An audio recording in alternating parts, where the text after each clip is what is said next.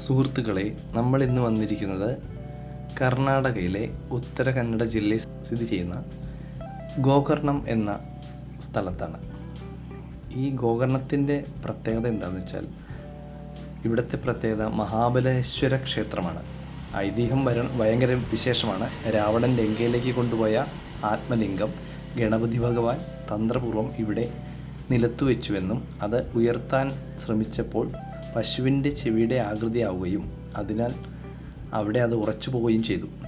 അതിനാൽ തന്നെ ആ സ്ഥലപ്പേര് ഗോകർണം, പശുവിൻ്റെ ചെവി എന്നുള്ളതായി മാറി. പിതൃതർപ്പണത്തിനും ഏറെ പ്രാധാന്യമുള്ള ഇടമാണ് ഗോകർണം. അതിനായി തന്നെ നിരവധി മഠങ്ങളും കർമ്മികളും ഇവിടെയുണ്ട്. ക്ഷേത്ര ദർശനത്തിനായി ഞങ്ങളൊന്ന് ഇറങ്ങിയതാണ്. തെരുവിൽ വിനോദസഞ്ചാരികൾ ഡോഗിന് ബിസ്ക്കറ്റ് കൊടുക്കുന്ന കാഴ്ചയാണ് ആദ്യം തന്നെ കാണാൻ കഴിഞ്ഞത്. ഈ ക്ഷേത്രം മഹാബലേശ്വര ക്ഷേത്രത്തിന് വടക്കുവശം പടിഞ്ഞാറ് ദർശനമായിട്ട് നിൽക്കുന്ന ഗണപതി ക്ഷേത്രമാണ്. ഇതാ നമ്മൾ ഇപ്പോൾ പോകുന്നത് മഹാബലേശ്വര ക്ഷേത്രമായ ശിവക്ഷേത്രത്തിലേക്കാണ്. കുറേ അമ്മമാർ, ചേച്ചിമാരെല്ലാവരും പൂക്കളെല്ലാം വിൽപ്പനയ്ക്കായി നിൽക്കുന്നു. ഇതാ അകത്തെ ക്യൂവിലേക്ക് നമ്മൾ പ്രവേശിക്കുകയാണ്. ഇവിടെ അകത്തേക്ക് മൊബൈലോ ക്യാമറയൊന്നും അലൗഡല്ല. ഈ ശ്രീകോവിലിൻ്റെ സൈഡിലായിട്ടുള്ളൊരു കൗണ്ടറിൽ ഇത് ഏൽപ്പിച്ചിട്ട് വേണം നമുക്ക് പോകാൻ. അതുവരെ നമുക്കെടുക്കാം. ഇത് ക്ഷേത്രത്തിൻ്റെ പടിഞ്ഞാറ് വശത്തെ പാർവതി ദേവിയുടെ ക്ഷേത്രമാണ്. ഈ ക്ഷേത്രം കിഴക്ക് ദർശനമായിട്ടാണ് കുടികൊള്ളുന്നത്. സ്വയംവര പാർവതി ദേവിയുടെ ഈ ക്ഷേത്രത്തിനും ഏറെ പ്രാധാന്യമുണ്ട്.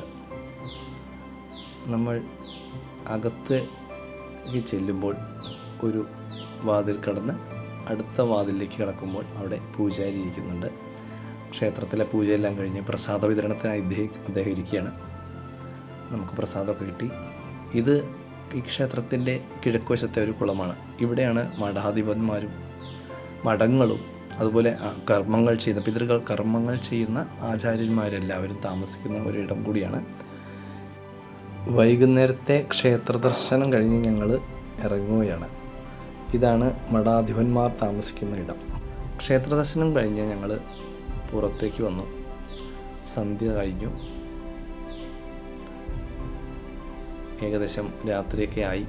എല്ലാവരും കടയെല്ലാം അടച്ച് വീടുകളിൽ പോകാൻ ഒരുങ്ങുന്നു. ഇവിടുത്തെ പ്രത്യേകത എന്ന് വെച്ചാൽ ഒരു 10 മണി വരെ ഈ ക്ഷേത്രവും ക്ഷേത്ര പരിസരവും ഉണർന്നിരിക്കുന്നു. നേരം നമ്മുടെ നാട്ടിലെ പോലെ നേരത്തെ ഒന്നും എഴുതി നിൽക്കില്ല. ഒരു 6-6:30 മണിക്ക് ക്ഷേത്രമൊക്കെ തുറക്കുള്ളൂ. ഇത് ഗോകർണം ബീച്ചാണ്. പിതൃകർമ്മങ്ങളെല്ലാം നടത്തിയ ആൾക്കാർ മടങ്ങിപ്പോകുന്നതും കാഴ്ചയും കാണാം. നല്ല സുഖമായൊരു അന്തരീക്ഷമാണ്. ഇവിടെ വിനോദസഞ്ചാരികൾക്കായിട്ട് ഒരുക്കിയിരിക്കുന്നത് പാരഡൈസ്. കണ്ടോ, പാരഡൈസ് കോട്ടേജ്. ഇത് ഓം ബീച്ചിലേക്ക് പോകുന്ന വഴിയാണ്.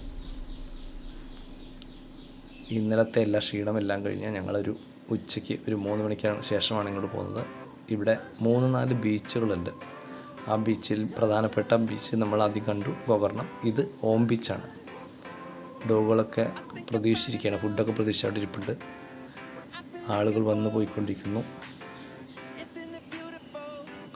ചെറിയ ചെറിയ കടകളൊക്കെ ഉണ്ട്. അതിന് മുമ്പിൽ കുറച്ച് കസേരകളൊക്കെ ഇട്ടുണ്ട്. ഞാനൊരു ജ്യൂസ് കുടിക്കാമെന്ന് വിചാരിച്ചു. നല്ല മുന്തിരി ജ്യൂസ് കിട്ടി, അത് കുടിച്ചു. ക്ഷീണമൊക്കെ മാറ്റി നേരെ താഴേക്ക് ഇറങ്ങണം. ഇതൊരു മലയടിവാരം പോലെയാണ്. അതായത് ഈ കടലിനോട് ചേർന്ന് തന്നെ വലിയ 3-4 മലകളാണ്. ആകാശത്തുനിന്ന് നോക്കിക്കഴിഞ്ഞാൽ കറക്റ്റും ഈ ബീച്ച് ഒരു ഓം ബീച്ച്, ഓം എന്ന അക്ഷരം പോലെയാണ്. അതാണ് ഇതിന് ഓം ബീച്ച് എന്ന പേര് വരാൻ കാരണം. നമ്മുടെ കേരളത്തിൽ തന്നെ ഏറ്റവും ഫേമസായ ചെറായി, പുഴുപ്പിള്ളി, കണ്ണമ്മാലി അങ്ങനെയുള്ള ബീച്ചുകളൊക്കെ ഉണ്ടല്ലോ. അതുകൂടാണ്ട് നമ്മളെ കോവളം ബീച്ച്, വിഴിഞ്ഞം, കോവളം, അവിടെയൊക്കെ പോയി കഴിഞ്ഞാൽ ഇതുപോലെ പാറ കെട്ടുകളും കാര്യങ്ങളൊക്കെ കാണാം. നല്ല ചെറിയ കാറ്റും എല്ലാം ഉണ്ട്. അതുപോലെ തന്നെ ഇപ്പോൾ നമ്മൾ താഴേക്ക് ഇറങ്ങുകയാണ്. താഴേക്ക് ഇറങ്ങുമ്പോൾ തന്നെ ആ കച്ചവടക്കാരുടെ കുഞ്ഞുങ്ങളൊക്കെ അവിടെ ഇങ്ങനെ നിൽക്കുന്നുണ്ട്. ഒരു കാളക്കൂട്ടം നിൽക്കുന്നുണ്ട്. ഇവിടെ എന്താണെന്ന് വെച്ചാൽ അമ്പലക്കാളകളും അല്ലെങ്കിൽ പശുക്കളൊക്കെ ഇങ്ങനെ വെറുതെ അഴിച്ചു വിട്ടേക്കാണ്, ഇങ്ങനെ അലഞ്ഞിരിഞ്ഞ് നടക്കുകയാണ്. കാരണം വേറെ ഒന്നുമല്ല, അവിടെ അത്രയും ടൗണല്ലല്ലോ, ഗ്രാമം പോലെയാണ്. ആകാശത്തുനിന്ന് നോക്കുകയാണെങ്കിൽ ഈ മലകളെല്ലാം കൂടി ഈ ബീച്ചും എല്ലാം കൂടി ഒരു ഓംകാരം എന്നുള്ള ആ ഒരു ഓം എന്നുള്ള ഒരു അക്ഷരം തെളിയും. അതാണ് ഇവിടെ ഓം ബീച്ച് എന്ന് പേര് വന്നത്. ഈ ബോട്ടിങ് സവാരി സൂപ്പറാട്ടോ. അതായത് നമ്മളെ ഈ ബോട്ടിൽ അവർ കൊണ്ടുപോകും, ഒരാൾക്ക് 500 വെച്ചിട്ടാണ്. നമുക്ക് 4 ബീച്ചിലേക്കും നമ്മളെ കൊണ്ടുപോരും. നമ്മുടെ ഇവിടുത്തെ സ്പീഡ് ലാൻഡ് പോലെ വള്ളത്തിൽ എഞ്ചിൻ വെച്ചേക്കാണ്, ഗംഭീരമാണ്. ബോട്ട് പോലെ ഉണ്ടാക്കി വെച്ചേക്കാം കേട്ടോ.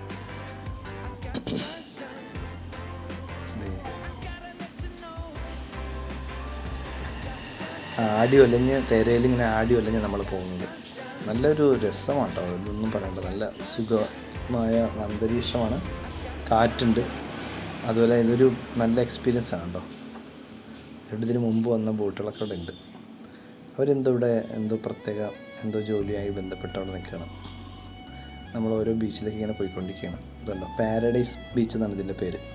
ഇവിടെ എന്താ പ്രത്യേകത എന്ന് വെച്ചാൽ ഇവിടെ നമ്മുടെ മൊബൈൽ ടവർ ഒന്നുമില്ല, റേഞ്ചില്ല, കറണ്ടില്ല. അപ്പോൾ പ്രത്യേകമായിട്ട് നമുക്ക് ഫുഡൊക്കെ ഉണ്ടാക്കുന്ന അവിടെ തന്നെ ഫുഡ് ഉണ്ടാക്കാനുള്ള സൗകര്യമുണ്ട്, അവിടെ താമസിക്കാം. പിന്നെ ഈ പാരഡൈസ് ബീച്ചിൽ ഒക്കെ വീണ്ടും നമുക്ക് വരാം. പക്ഷേ അവിടെ ചില പ്രത്യേക സ്ഥലങ്ങളിൽ കാട് വഴിയോ അല്ലെങ്കിൽ ബോട്ട് വഴിയോ മാത്രമേ പോകാൻ പറ്റുള്ളൂ. അപ്പോൾ തിരിച്ച് നമ്മൾ പോവുകയാണ്. ബീച്ചുകളെല്ലാം കണ്ടു, സന്ധ്യാസമയമായി. നല്ല അടിപൊളി തിരയാണ് കണ്ടോ, വെള്ളം ഇങ്ങനെ ആട്ടിയല്ല ഞങ്ങൾ പോവുകയാണ്. നമ്മൾ പഴയ ബീച്ചുകളൊക്കെ കാണുന്നു, ബോട്ടുണ്ട് അവിടെ. അങ്ങനെ സൂര്യാസ്തമയം കൂടി ആയി. ഇത് ഇപ്പോൾ നമ്മൾ അടുത്ത ദിവസം രാവിലെ, അതായത് മഹാബലേശ്വരത്തിലെ ഭഗവാൻ ശ്രീ പാർവതി ദേവിയുമായി സമേതനായിട്ട് പല്ലക്കിൽ എഴുന്നള്ളുന്ന ഒരു ദൃശ്യമാണത്. അത് നേരെ പോകുന്ന നമ്മുടെ ആ റോഡ് സൈഡിലുള്ള ഗണപതി അമ്പലത്തിലേക്കാണ്. അവിടെ എന്തോ വെച്ച ആരാധനയൊക്കെ ഉണ്ട്.